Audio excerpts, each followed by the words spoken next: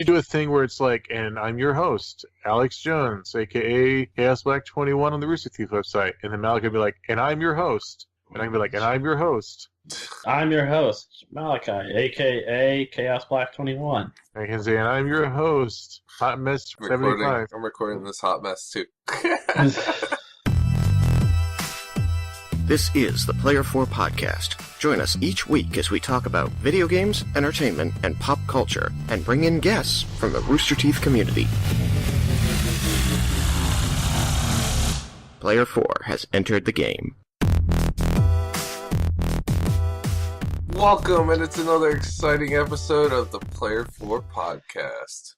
What's up there, lovelies?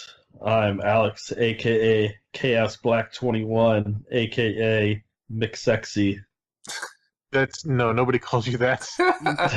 You don't know that, Joseph. You don't know my life. Well, I know you go by Chaos Black 21 on the Rooster Teeth community website, but where do you go by that other name? And I am that McSexy. dude. Oh, I love mess ups in the intros. Yes, I am Alex, aka Chaos Black 21 on the Rooster Teeth website. And I'm that dude Malachi, aka Suki Kiba. And I'm the dude. Yeah, you really are the dude. I just love how Mal said and. And I'm Joseph, and on the Rooster Teeth website I go by J Dunlap. That Rooster Teeth website, which hopefully one day will get fixed. Okay, so what are our topics today, Malachi? Our topics are, we're going to just be doing the lives of P4. We're going to be talking about The Room. What room? I don't know. Yeah, The Room. what room? Is it the P4 room? Some Alex was talking about. I don't know. And some stuff that I've been watching that's anime related. So you've been watching anime. Like, when am I not watching anime? And Joseph's Pokemon Adventure. I found a portal to Pokemon World. Isn't that what it's called? I don't know. Yeah, sure. Maybe it's Pokemon Universe. You don't know. All right, then. So, what is this room again? Some kind of movie thing? It's considered the worst movie ever made. Really? The worst? I believe so. I believe it's considered the worst. So, because it's gotten a lot more attention now because James Franco starred in what just released, which is called The Disaster Artist. So everyone is now wanting to see the actual room, and the people who have already seen the room want to see the room again because of The Disaster Artist. So it's gotten much more popular. Next week, which is when we release this, there's supposedly going to be showings across the country, the U.S., with The Room. Really? I saw it first time this weekend, and I can tell you, it really did suck.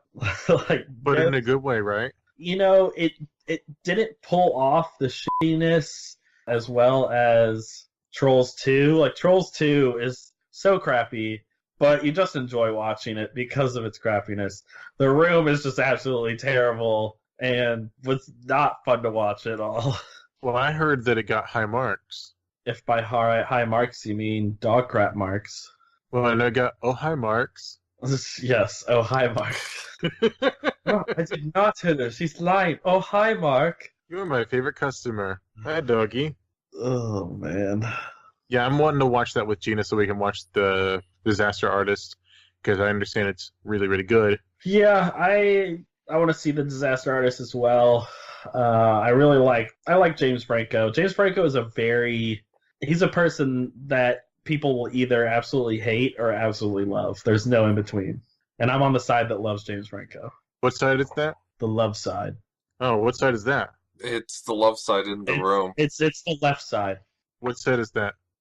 You make an L with your thumb, and On that's your the forehead? left side. And that's the side. She was looking kind of dumb with her finger and her thumb. I was trying to make a caboose reference. Well, then you have to sing the rest of it as Caboose.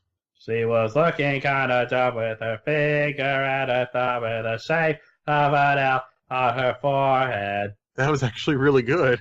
Wow, okay. I was like, this is probably really terrible. This probably sounds nothing like Caboose, but I just kept going with it. No, it was way better than I could have done it myself. All right, is that it for the room? That's it for the room. Malachi, what's the anime stuff that you've been watching? Was it anime? I think so. Very colorful, it very pretty. Was it stuff? It was stuff. Lots and lots of stuff. It was anime stuff. So, after finally forever and painfully pounding through fillers, I finally finished Naruto. Pounding through fillers. That's that is a quote right there for the P4 podcast. Painfully pounding through fillers. It was. T-shirt. Sometimes fillers are terrible, and these were terrible.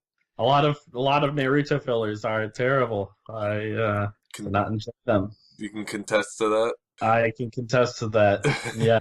A lot of times in anime, when you have fillers, especially the long-running anime, and they have to wait for the manga to get away from them, it can be pretty brutal. Yeah. So I finally finished Naruto, and then I started watching My Hero Academia, which I'm really enjoying because they really haven't differed from the manga at all, so they're able to keep the intensity. They didn't lose any of the intensity in the anime, which I was worried about because I was really enjoying reading it, like really enjoying. So, did pretty well. So how many books are out of the manga, and how much have they done from the manga in the anime? I'm not sure how many books. I'm on there's like 165 chapters right now. Are you at least? I'm assuming you're somewhat ahead of. Oh yeah. Well, I'm in episode like 23. No, yeah, I think it's 23. So what they're doing in episode 23, that's around. Wait, are you ahead reading wise from episode 23, or is that kind of where you've read up to like what they're doing in episode 23? You're gonna make me look because there's no way for me to tell exactly where unless I look, because I can easily look at the farthest episode because Well, what I'm just saying is that like reading wise, like basically, so what you've like just recently watched, the most recent stuff you've watched on the anime, have you already read past that in the manga? No. So you already know what's coming. Oh yeah. Still at this point. Oh yeah, easily. Okay. And they're not even gonna be able to cover everything what's released in the anime. They've got a lot more ground to cover. Well, it's supposed to be the new shonen, so I assume that's going to keep going. It's just they may take breaks every now and then, but it's going to be the long-running one, so it's going to, at some point, catch up to the manga. Yeah, more than likely. But thankfully, they haven't gotten to that point where they need to do filler. Yet. Yeah, so far, I'm really liking it. They kept the intensity of the story. Everything's flowing very nicely in the anime. The action looks awesome for the animation. So it's definitely really enjoyable. And another big one that I'm watching that I've actually had to put brakes on because I watch anime with a friend every Thursday, which I'll be doing after this podcast tomorrow. I have like a Adult Swim. After this podcast tomorrow, but we're not having a podcast tomorrow, so how can you do it after tomorrow? Well, because podcast today. I don't know. That was terrible wording. Podcast today, anime tomorrow. Exactly. So I do kind of like an Adult Swim kind of lineup for myself of four series. My friend comes over, we watch, and we eat dinner and hang out. It's one of the big ones that I'm watching that I'm chomping at the bit to see the next episode because I love the story so far because it has a dark backstory, but it's a very hopeful series. Like it's all about things getting better. It's the Ancient Magnus's Bride. So I feel, is that on Netflix now? Because Crunchyroll. It's been advertised quite a bit. I know I've seen it somewhere. I could have sworn I've seen it somewhere other than Crunchyroll though too. So yeah. Well, that's where it's mainly on. That's where it's been advertised on. It's, to me personally, I do enjoy the story quite a bit. We'll see how well the characters are really developed and stuff. Right now, we're just slowly, like I said, I'm watching each bit very slowly because I'm watching it once a week, so I'm able to kind of savor it. And like normal anime that comes out. Yeah. every once a week. That's how I used to do it back when I was in college up at KU. Well, there's so much to watch. It's not a bad idea. Yeah, I literally was watching like 10 to 12 anime at one time. And so luckily it was once a week, so I wasn't like just binge watching the crap out of all of them at once. But do you know I did that once with One Piece? I missed an arc and I was irritated, so I went back and watched it from the start because I didn't know where it was in the series. I spent 3 months catching up on it, watching it daily. Yeah, I started One Piece and I still want to continue it, but I don't even remember where I was, and I was in the low numbers, and it was already way up there in several hundreds. What do you mean hundreds? It's like 700 now. Yeah, I think it was like the 500-600s maybe when I stopped watching it. What was the last thing you seen? I can't. I mean, it was like one of the more beginning arcs. It was like when they had the blue-haired girl. An Alabaster? Vivi. Yeah, Vivi. It was when she was with them. God, yeah, no, that's like the beginning of the journey kind of thing. It wasn't right at the beginning. Almost. You might as well be at the beginning of the journey. I told you, I started really late because my first experience with One Piece was on the freaking Fox Kids, where they made it absolutely terrible, and it was a joke, and nobody wanted to watch it. And so I was like, I'm never watching One Piece. And then when I got older, people were like, oh no, One Piece is actually really good. You just don't watch the Funimation dub. And then I found that out. But no, Funimation is the one that's doing it well. You mean the 4Kids version? 4Kids dub. Yeah, Funimation has done a lot of good stuff now. Yeah, they don't replace the guns with triggers that have mallets on the end of them. Or in Yu-Gi-Oh, when they supposedly were going to show a gun, they edited it so that they just pointed their fingers at people. 4Kids is so stupid. Yippee-ki-yay, Mr. Falcon. Yeah, I found that out when I was watching Yu-Gi-Oh! Bridge. They had one of the scenes, and they're like, yeah, these are actually supposed to be guns. So, yeah. Any more anime stuff, Mal? No. Other than my typical anime stuff, I've been playing Pokemon Go and enjoying the release of Gen 3 that's recently happened. Just caught myself the legendary Groudon that's been in the 5 head raids, the hardest one that you need at least 7 people to do. Okay, I feel like Pokemon Go has somewhat died down, though. No. So here's the thing. It released, before it released, everyone was going nuts. Then it released, everyone still went nuts or went more nuts. And then it kind of died down a little bit. Then Gen 2 appeared, and everyone's like, oh my god, Gen 2, blah, blah, blah. I did not even know that Gen 3 released. That's how much I think it's died down. Well, I think it's died down with, in the forward, media, but I have a whole community here that plays. There are people here in Corning, our small little Corning, that's at least 20 to 30 people that are all connected through Discord that play. Yeah. And that's not counting the ones that do play and don't really verbalize it. that still listen in on the Discord and will join things on occasions. But we have a decent community here. It's not like it's I'm not not like saying that everyone. it's completely dead. I'm just saying, you even agreed with me that to the general public, it really is not what it was. Yeah, it's not as hyped and as like, oh my god, Pokemon Go. And so, new gen release, and I didn't actually know about it until you just told me here. Yeah, well, it was just recently, just during Christmas that they released it, a little before. I feel like they've released Gen 3 a lot,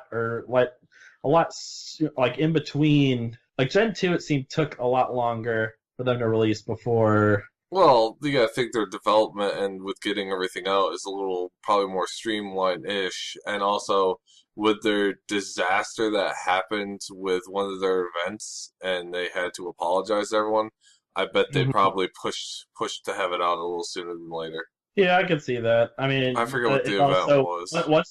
once they, I would assume once they release Gen 2, it's pretty much the same thing. It's almost like copy paste with Gen 3. Yeah, just a different Pokemon. Yeah. Although they did add weather, which was kind of cool. With the release of Gen 3, weather came into effect now. That actually affects Pokemon's moves, and I believe it also influences their spawns. I would have figured that they would have released that. I thought Gen 2 was technically the start of that, so I would have figured that that would have been released with Gen 2. But I guess they had to work on it more, so they weren't actually going with what was actually released in each gen. Yeah, that's what's been going on in Pokemon Go, and I haven't been doing much. It's still been bloody cold. It's been like in the negatives here in Corning, so it's been keeping me in my house, unfortunately. There's someone else who's been doing some adventuring in his house and catching Pokemon. He's been catching Eevee evolutions too. I thought you said you weren't adventuring and you were staying in your house. I'm not. But He's it's adventuring in his house. Well, actually, I can. I have a Pokestop near my house. I can kind of like scoot out the front door to the Pokestop, go back in my house, and then just catch Pokemon with what little Pokeballs I have. Okay. Yeah, I think you're talking about me, though. Mm-hmm. Yeah, we're talking And about the fact, your Pokemon adventure. yeah, my Pokemon adventure, all of them, all those adventures. Okay, so first off, I mentioned that my family was going to get a whole bunch of Pokemon toys for Christmas, right? Mhm. And Hey, your Eevee evolutions. yes, so I got a Vaporeon, and Gina got a Magikarp that I got for her. From Santa, Sarah got a Wobbuffet that she absolutely loves. And then for Gina's birthday, don't tell her this, and there's no chance of her hearing this because she doesn't catch up with the podcast anymore unless I make her do it. She's getting not only a Sylveon, but she's also getting a Plusle and a Mina. Ooh. A Placium minus. I just imagine you now, like, strapping Gina to a chair, kind of like that Clockwork Orange thing, and a scene, and you're just like, watch this! She looks away. I'm like, no, there might be a funny picture. And you do the eye drops. Mm-hmm. No, it's more like we'll be having breakfast or something, and I'll have it on my phone to make her listen to it. And she's like, oh, she was listening to me edit the spoiler cast, which I actually spent a little bit of time editing. I spent about a third of the amount of time that I usually spend, and we were both laughing the whole time because that was a really funny spoiler cast. And I don't get to watch it until after I watch. And then you get to hear us talk about you. Yeah, I get to hear you guys make fun of me for not seeing it. No, that's not what we made fun of you for. So you do make fun of me, but it's just something completely different. I can't wait. We love you, Right. Alex. Yeah, that was the conclusion. Other adventures with Pokemon is we were watching the Pokemon show nonstop for the past week or so on the projector in the house with the surround sound. We are in the first few episodes of season 4 at this point. Season 4, is that after Johto? Because That is part 2 of Johto. part 2 of Johto. They're still doing the league. I think Johto was probably, like, after Johto, that's in my opinion when it started to tail off, was after Johto. I like Johto. I don't know. We're having a good time, and Wobbuffet's funny. I like when he'll pop up and they'll push him back down. And I liked how Jessie just sort of ended up saddled with this Wobbuffet she didn't want. She wanted her Lickitung. They accidentally traded, and now she's stuck with Wobbuffet. Wobbuffet! It's so cute because Wobbuffet will be on screen, and I'll look over at Sarah, and she'll be hugging her Wobbuffet. Okay, I also made sure that we're watching everything in canonical order, including the little Pokemon Chronicles shorts and the movies. Wow. So it's all. So you it's all in saw order. the first movie? Well, no, we've seen the first 3 at this point. Yeah. Well, I've only seen like the first movie because Ah, that was when I was like super into Pokemon and I had to watch that movie and I got the special Mew card from it. mm-hmm. Yeah. Did you cry at the end? Pretty sure I did cry at the end. I mean, how can you not cry at the end? Yeah, Ash died. So. Oh wait, I spoiled a movie that came out a long time ago. No, but don't worry, he came back to life. Yeah, he did because of tears of Pokemon. So Michael's favorite Pokemon now is just hands down Mewtwo. Mewtwo is pretty awesome. He likes his psychic types. I have a psychic deck for Pokemon trading card game, and he wanted to make his own, so I helped him make his own psychic type deck that's different from mine, with Mewtwo EX in it. And he got a present from my younger sister that's just the best thing ever. It's a Pokédex, basically. It's a guide to all Pokemon from all generations except for the most recent. Ooh. So it doesn't show what moves they can learn. It just shows what Pokédex would say about them, like the water turtle Pokemon and stuff like that. And then it would say what their type is, Squirtle. what their Squirtle, their height and weight is, and then what their moves are that they just learned from leveling up. Mm-hmm. So this is Gen 6 and below. I mean, that's a lot of Pokemon. It is like 240, or no, I think it's more than that. And for no, his I think birthday, Gen 7 had like, God, geez, how many? Like freaking like 600 or something? I don't know, but for this upcoming birthday, not only is he getting an Espeon, his Eevee is going to evolve, he's also going to get a guide to the Alolan region. Ooh. From me. I went on Amazon. So then he'll know every Pokemon. And he's just going to yell in all caps at me about Pokemon all the time. I'll be playing on my emulator on my phone, and I'll say, Pokemon. I'll say, Michael, what type of Pokemon is this that I'm battling? And he'll be like, hold on, I'll be right back. And he runs to his room, grabs his book, looks it up, yells in all caps, that's a psychic type. It knows these... Michael, hush. It knows these types of attack. Michael, please stop yelling. These attacks... It's these... Michael, I only need to know what type it was. It knows how to do it. No, that's great. Can you dial it down? And then he'll dial it down like 2 decibels. And that's it. And every time I say stop yelling, he'll lower it 1 more decibel, until finally he's just talking about like I am right now. He's a handful. He's about to be 8 years old. So up until Generation 6, there should be about 721 Pokemon. That's crazy. So how many are in total? In total is... I should know this because I played Moon and now Ultra Sun, but I don't. I'm just going to Google it. That's what I did for the Gen 6. The gen that's out right now is Gen 7, right? Yes, Gen 7 is the latest one. Google says there are 802 if you don't include Alolan versions and Megas. Okay. 802. That is a lot. But Alolan would change that number drastically. And yeah, but I would Mega. Because then you could be like, oh, well, the shinies are different, so then you have to count all the shinies. No, the shinies aren't the same thing as Alolan, where the Alolan actually have different types and attacks. Raichu's Psychic and Electric. So it just added Psychic. And there's Vulpix, which is not fire anymore, it's ice. No, she's just ice to my knowledge. It's not Alolan Golem is ground and lightning. Ice? Maybe. I guess it's ice and fairy. Oh, okay, yeah, maybe that's true. I don't know. I've never caught one. But speaking of the card game... Were we speaking of the card game? Well, briefly, I mentioned something about Psychic decks, and then I brought up Alolan Golem. I am the organizer and one of the 2 professors for my local Pokemon League, which league can either be the card game or the video game, or it can actually be both. This is specifically the card game because nobody plays anything like League-related for the video games. They mostly play Smash, actually, at our store. Well, I met with the other professor recently because it's the new year, and I made a Facebook page for our league.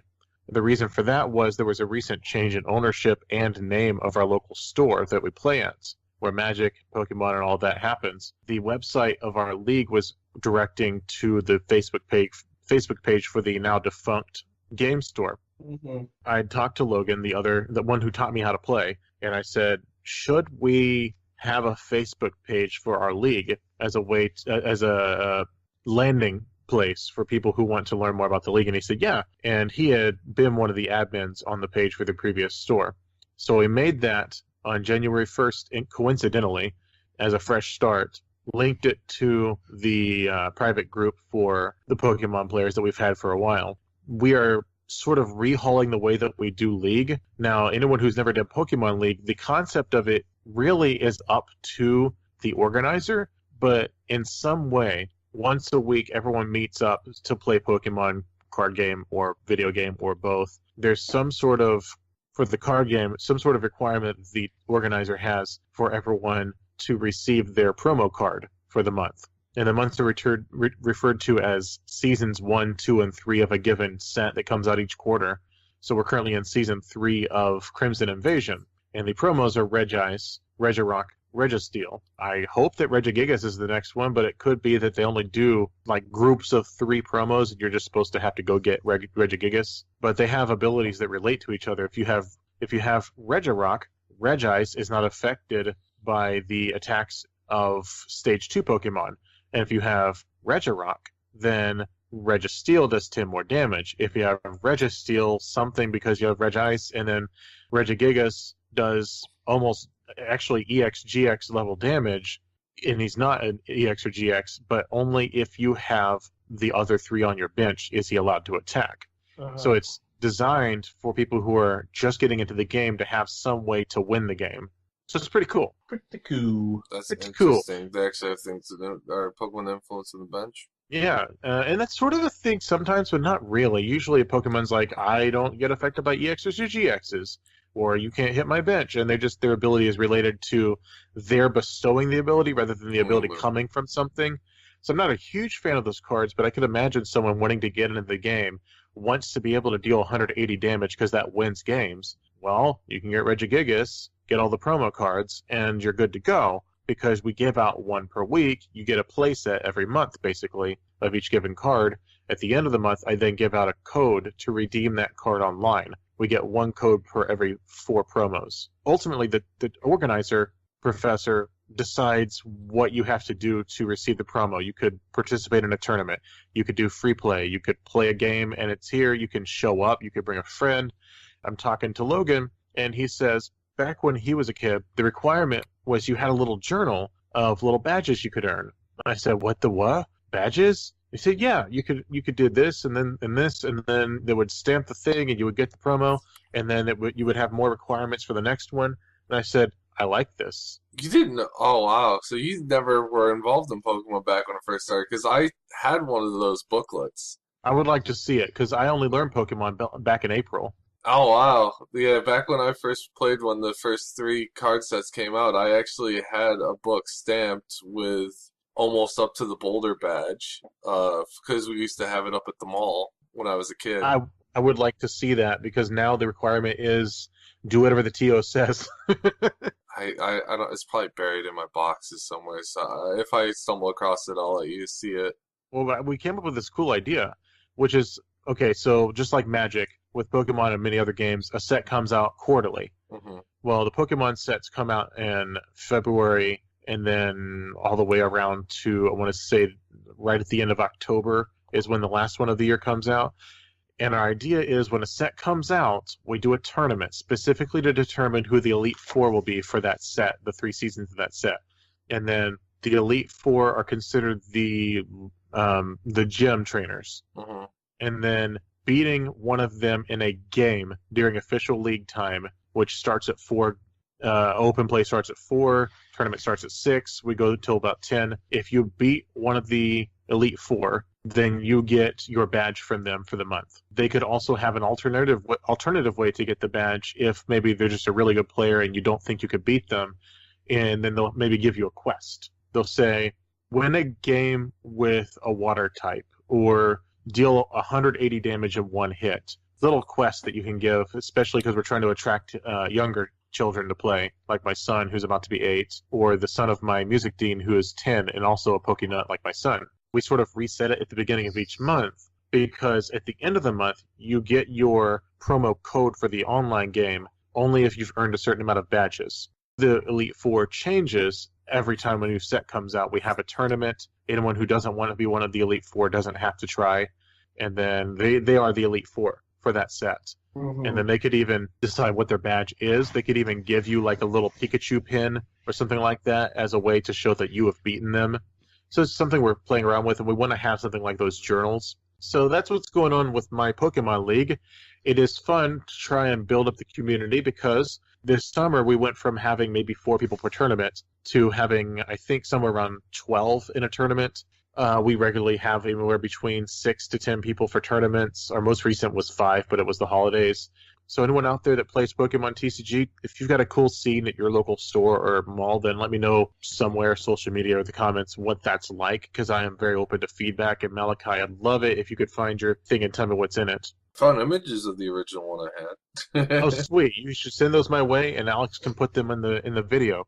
Yay! Well, that's it for Pokemon. I forgot to mention that today, which is when we're recording, January 3rd, was the last day to apply for guardianship for RTX Austin 2018. So if you're listening to this, go back in time. Yeah, pretty much. I couldn't say it last week because I wasn't on last week because of the spoiler cast that I didn't see any of the movie for. Way to drop the ball, Alex. Yeah, so, yeah, build a time machine and go back and apply. Speaking of nothing related to what you just said, can I humble brag for a second? And then we'll be out of here. We'll get the flip out of here. Maybe this one time. There's a thing in the Magic judging community called Exemplar. Did I mention this before? No, and I don't know what the hell that is either. There's a thing called Exemplar, which is you get recognized for being an exemplary judge in the Magic Judge program. You get nominated by your fellow judges. They're L2 or higher, L2 and L3. And the nomination is like he's a good judge or a good member of the judge community for these reasons. And then if you get nominated, there's a strong chance that you get recognized and you get sent one or more packets of judge foil promos. Wait, they have their own like special foils for judges? Yes, you get them for attending conferences like the one I'm organizing for February for my local area, and you also get it for being part of the Exemplar program. Wow, I didn't know that. That's kind of cool. Some of the cards that are promos carry a hefty price tag, too. Well, I'm a little bit nervous about them mailing the conference promos to me. I did the math on it. Yeah, because it's an exclusivity thing, because, you have to actually put in the effort to know the rules and do all the stuff to get certified. So that and the cards are either, like, cool-looking or an actual Eternal format staple, meaning that there's money, there's the price tag on it. Yeah, that's crazy, dude. Well, I wish you luck. So I was meeting up with my fellow judge, Brandon, who we went and took our test together, because we meet up and plan for the conference that we're organizing. And he goes, "Congrats on Exemplar." And I'm like, "What are you talking about? I didn't, what?" He's like, "Yeah, you got nominated for Exemplar." I'm like, "I did? Why? I didn't do anything." He's like, "Yeah, we both got nominated for the conference." I'm like, "We haven't done anything yet." He's like, "No, it's awesome. Like, that's pretty cool. I feel like I haven't earned it yet." Because the nomination was, "Yeah, you got certified and you're trying to make a conference for your area where there's no judges. It's awesome." I'm like, "I didn't do it yet." It's probably just them, supporting you and trying to make sure that you stick with it because, that's more advertisement for Magic the Gathering. All right, guys. Think it's time to get the flip out of here? Get the flip out of here. Tina, come eat your ham. Good night, guys. Good night, everyone. Hashtag frickin' good night. Goodbye. I stole Tristan's line. I was hoping you would. Thanks to the following patrons for making this video possible. Support us at patreon.com/player4podcast.